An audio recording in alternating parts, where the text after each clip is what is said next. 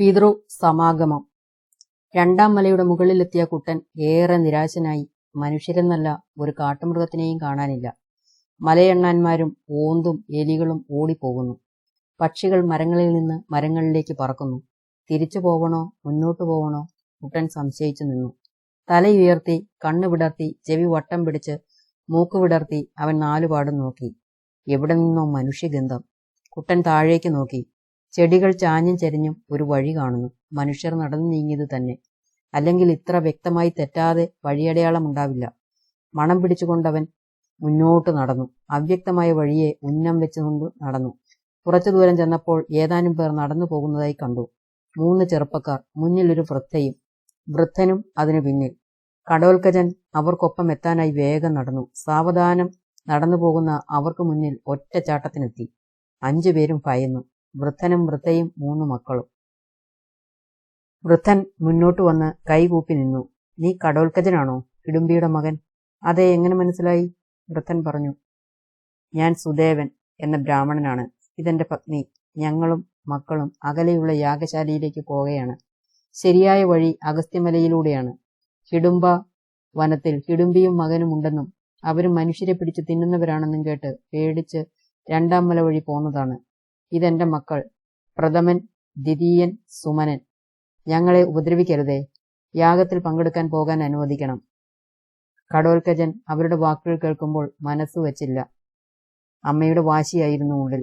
കുട്ടൻ പറഞ്ഞു, ഞാൻ ഉപദ്രവിക്കുമെന്ന് ഉറപ്പാണല്ലോ. 5 പേരെയും എനിക്ക് കൊണ്ടുപോകണം. എന്റെ അമ്മ പട്ടിണിയാണ്. അരുതേ, ഞങ്ങളെ ഉപദ്രവിക്കരുതേ. വൃദ്ധനും വാവിട്ട് കരഞ്ഞു. കുട്ടൻ ശബ്ദമുയർത്തി പറഞ്ഞു, നിങ്ങൾ കരഞ്ഞു, ബഹളം വെച്ചിട്ടൊന്നും കാര്യമില്ല. എനിക്കെന്റെ അമ്മയുടെ ഭക്ഷണമാണ് വലുത്. നിങ്ങൾക്ക് അത്ര പ്രയാസമാണെങ്കിൽ നിങ്ങളുടെ മക്കളിൽ ഒരാളെ വിട്ടു തന്നാൽ മതി. 4 പേർക്ക് രക്ഷപ്പെടാം. കുട്ടൻ മാറി നിന്നു. അച്ഛനമ്മമാരും മക്കളും കൂടിയാലോചിച്ചു.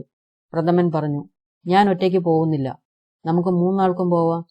വഴിക്ക് രാക്ഷസക്കനിൽ നിന്ന് ഓടി രക്ഷപ്പെടാം. അമ്മ ഇടപെട്ടു. അതൊന്നും നടക്കില്ല. എവിടെ പോയാലും അവർ ആട്ടിപ്പിടിക്കും. എന്റെ മക്കള് പോകണ്ട. ഞാൻ അവന്റെ കൂടെ പോകാം. അച്ഛൻ വിലക്കി. നിങ്ങൾ ആരും പോവണ്ട. എന്റെ കാലം കഴിഞ്ഞാൽ മക്കൾ നിന്നെ നോക്കിക്കൊള്ളും. ഏതായാലും എനിക്ക് ഇനി അധികമൊന്നും ആയുസില്ല. എന്റെ വിയോഗത്തിൽ ആരും ദുഃഖിക്കരുത്.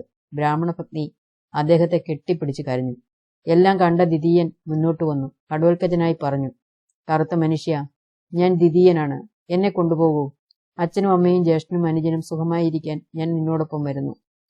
കുട്ടൻ ദ്വിതീയന്റെ കൈപിടിച്ച് ധൃതിയിൽ നടന്നു. വൃദ്ധബ്രാഹ്മണനും പത്നിയും മക്കളും പിറകെ നടന്നു. ദിദിയ, ദിദിയ, അവർ കരഞ്ഞു വിളിച്ചുകൊണ്ടിരുന്നു.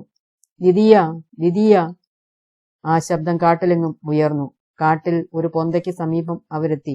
പൊടുന്നനെ ഒരു തടിച്ച മനുഷ്യൻ അവർക്ക് മുന്നിലേക്ക് വന്നു. നിങ്ങളെന്താണ് എന്നെ വിളിച്ച് കരയുന്നത്?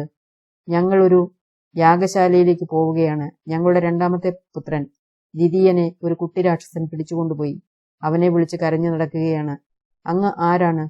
ഞാനും എന്റെ അമ്മയും ജ്യേഷ്ഠാനുജന്മാരെയും അന്വേഷിച്ച് നടക്കുകയാണ്. യാഗശാലയിലേക്കാണ് ഞങ്ങളും പോകുന്നത്. വഴിക്ക് ഞാൻ അല്പം മാറിപ്പോയി. അമ്മയും ജ്യേഷ്ഠനും അനുജന്മാരും ഒരരുവിയുടെ അരികിൽ വിശ്രമിക്കുകയായിരുന്നു. ഞാൻ അരുവി ചാടിക്കിടന്ന് മലഞ്ചെരുവിലൂടെ നടന്നു. അവരിപ്പോൾ എന്നെയും അന്വേഷിക്കുന്നുണ്ടാവും. നിങ്ങൾ ദ്വിതീയ എന്ന് വിളിച്ചപ്പോൾ എന്നെ ആയിരിക്കുമെന്ന് കരുതി. ഞാനും ദ്വിതീയനാണല്ലോ അമ്മ.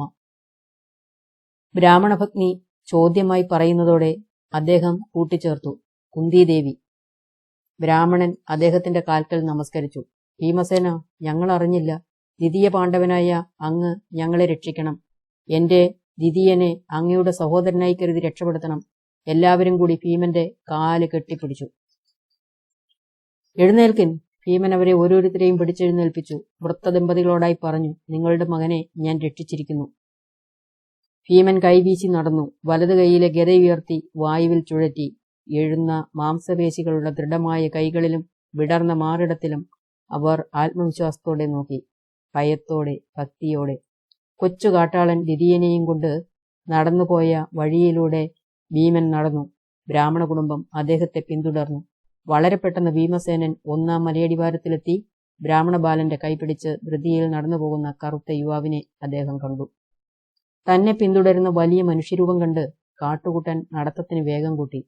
അവന്റെ പിടിയിൽ നടക്കുന്ന ബ്രാഹ്മണ ബാലൻ കൈ കുതറുന്നില്ല, കരയുന്നില്ല. തന്റെ അച്ഛനമ്മമാരെയും സഹോദരന്മാരെയും രക്ഷിക്കാൻ കഴിഞ്ഞ സന്തോഷത്തിലായിരുന്നു അയാൾ. 2 ചാട്ടത്തിന് ഭീമസേനൻ കാട്ടുകുട്ടന്റെ അടുത്തെത്തി. തന്റെ മുന്നിലെ കറുത്ത കുട്ടൻ പെട്ടെന്ന് ചീർത്തുയരം വയ്ക്കുന്നു. ബ്രാഹ്മണ യുവാവിന്റെ കയ്യിലെ പിടിവിട്ട് ആഗതന് നേരെ തിരിഞ്ഞു നിന്നു. എന്തു വേണം? കുട്ടൻ ചോദിച്ചു. ഈ ചെറുപ്പക്കാരനെ വിടുക. അവനെ എനിക്ക് വിട്ടുതരിക. ഓഹോ, ഇത്രയുള്ളോ കാര്യം? എന്നാൽ കൊണ്ടുപോവാൻ നോക്കിക്കോളൂ. നേരായിട്ടും? ഘടോൽക്കചൻ ഒരു പുച്ഛ ചിരിയോടെ പറഞ്ഞു. അതെ, നേരായിട്ടും മനസ്സില്ല. കുട്ടന്റെ ശബ്ദം കനമുള്ളതായിരുന്നു. അവൻ തുടർന്നു. ഇവൻ എന്റെ അമ്മയ്ക്കുള്ള ആഹാരമാണ്. ഭീമന്റെ ശബ്ദവും ഉയർന്നു. ഓഹോ, നിന്റെ അമ്മയ്ക്ക് മനുഷ്യ ശരീരമാണോ തീറ്റി? എന്നാൽ എന്നെ തിന്നാൻ പറയേ. ഈ മനുഷ്യനെ വെറുതെ വിട്. കുട്ടൻ കൂടുതൽ പറയാൻ നിന്നില്ല. ഇടത് കൈകൊണ്ട് ദ്വിതീയനെ പിടിച്ചു. വലത് കൈ ഉയർത്തി ഭീമനെ തള്ളി. മാറ്. താൻ തള്ളിയെങ്കിലും മുന്നിലെ മനുഷ്യന് അനക്കമില്ലെന്നവൻ മനസ്സിലാക്കി. മാത്രമല്ല, ആ കൈകൾ അവന്റെ തോളിൽ അമർന്നു. കുട്ടൻ ആ കൈ തട്ടി. കൈ വേദനിച്ചതല്ലാതെ ഒന്നും സംഭവിച്ചില്ല. വലത് കൈ വീശി എതിരാളിയുടെ കൈക്ക് വാരിക്കും കൈ പരത്തി വെട്ടാൻ ഓങ്ങി. ആ കൈ ഭീമന്റെ പിടിയിലായി. കൈ പിന്നിലേക്ക് പിടിച്ച് തിരിച്ചു. കൈ വേറിട്ടു പോകും പോലെ തോന്നി. പിന്നോക്കം തിരിഞ്ഞ് കൈ നേരെയാക്കി പിടി വിടുവിക്കാൻ ശ്രമിച്ചു. ഭീമൻ 2 കൈകളും പിറകോട്ട് പിടിച്ച് മേലോട്ട് വളച്ചു. കൈകൾ രണ്ടും പറഞ്ഞു പോകുമെന്നുറപ്പായപ്പോൾ കുനിഞ്ഞു മുന്നോട്ട് നീങ്ങി കുതറി പിടുത്തം വിടുവിച്ചു. ഒരു മൽപിടുത്തത്തിനായി ഘടോൽക്കചൻ പിൻവാങ്ങി.